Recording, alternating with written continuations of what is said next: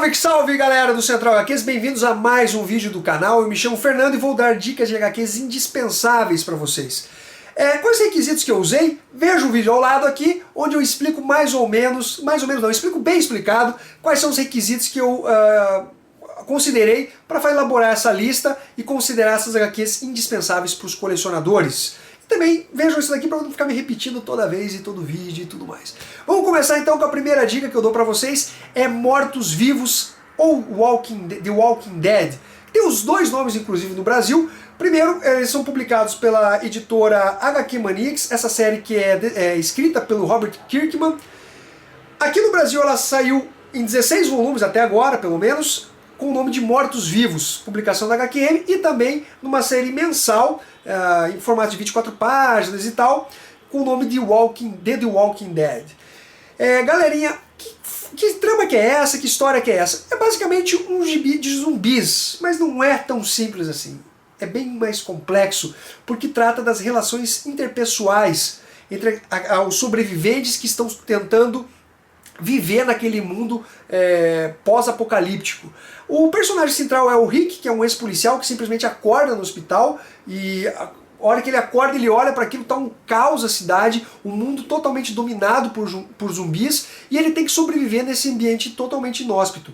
Ele vai encontrar grupos de pessoas que vão auxiliar ele, que vão trair ele, e é muito interessante nessa relação entre os personagens ver no que as pessoas podem se transformar diante daquela situação.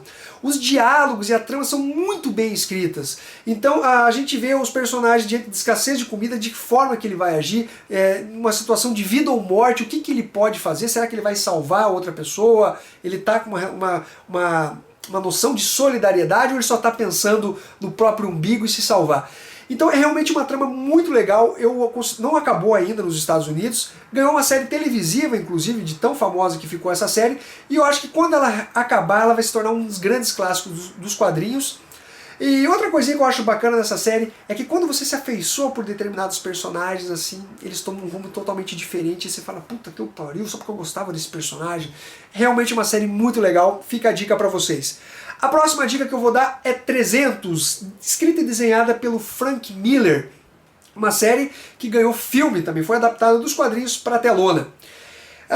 Essa série foi publicada inicialmente no Brasil pela editora Abril, em uma minissérie em 5 edições, e depois também foi publicada pela editora Devir, num formato de luxo, widescreen, capa dura, nossa, é um formato bem bacana mesmo. O mote dessa história é simplesmente o rei Leônidas e os seus 300 espartanos encurralados, tentando combater a invasão do rei Xerxes.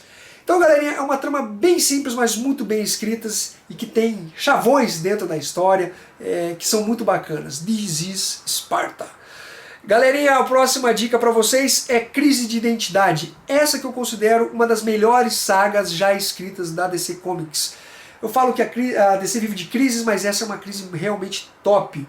A Crise de Identidade, que é escrito pelo Brad Meltzer, com o desenhista Rex Morales, é uma minissérie que saiu inicialmente pela Panini em 7 edições e depois ela sofreu um encadernamento, mas não foi um encadernamento como a gente está acostumado hoje, que parece Mega Story e tal. É uma coisa bem restrita, assim, que chegou em algumas bancas e tal, então é um material realmente difícil de achar encadernado. O ponto de partida dessa história é basicamente o assassinato brutal da Sui, que é a esposa do Homem Elástico. Ela morreu dentro da fortaleza da Liga da Justiça.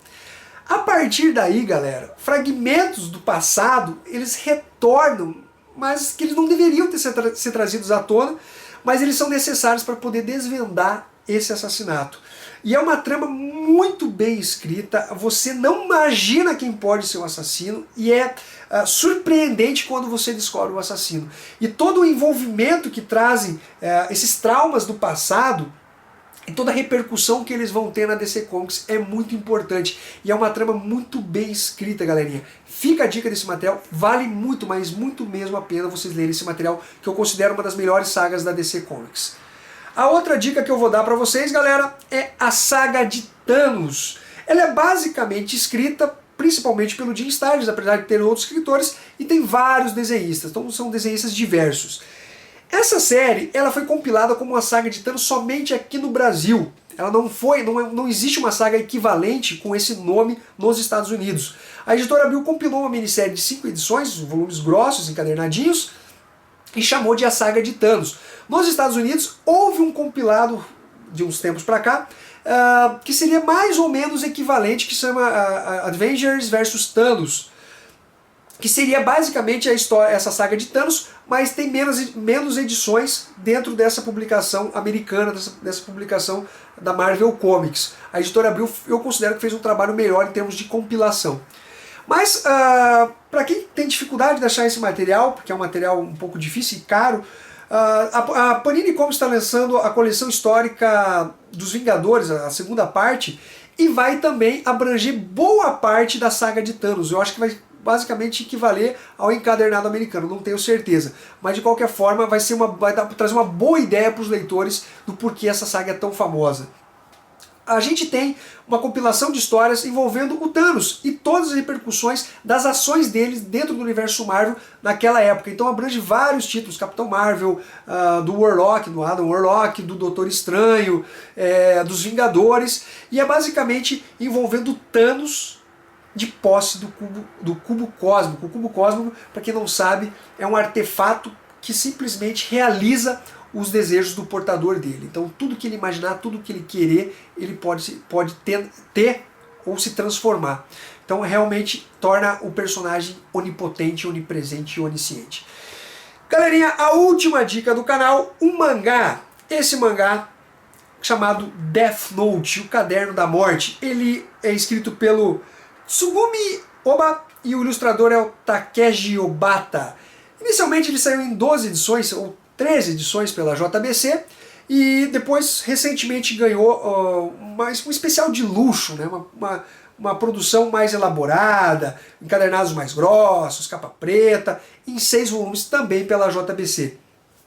Qual que é a trama dessa história, que eu considero um dos melhores mangás que eu já li? Tem um mundo dos Shinigamis, que são deuses da morte, e desse deus da morte tem um demônio chamado Ryuk, e ele deixa intencionalmente cair o Caderno da Morte na Terra. Ele está sem nada para fazer, está ali tranquilo, tal, vamos ver o que vai acontecer.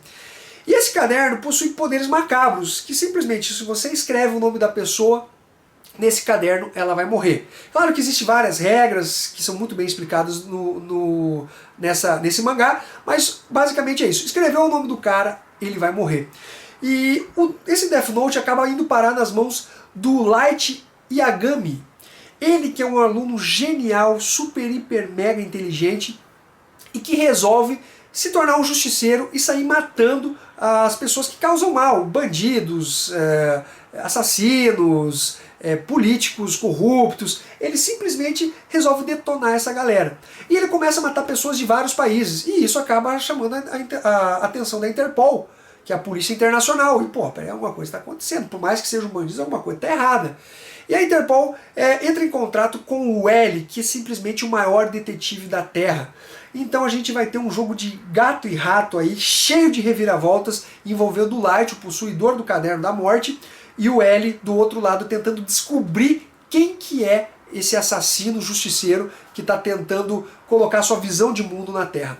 Galerinha, um mangá sensacional, com um final foda. Caras, esse mangá é simplesmente indispensável para vocês. Espero que vocês tenham curtido as dicas do canal. Se vocês já leram esses materiais, comentem aqui. Se vocês não leram, também comentem. De qualquer forma, espero que vocês tenham curtido as dicas. E até o próximo vídeo de dicas de materiais indispensáveis para os colecionadores. Um abraço para todo mundo, galera, e até mais!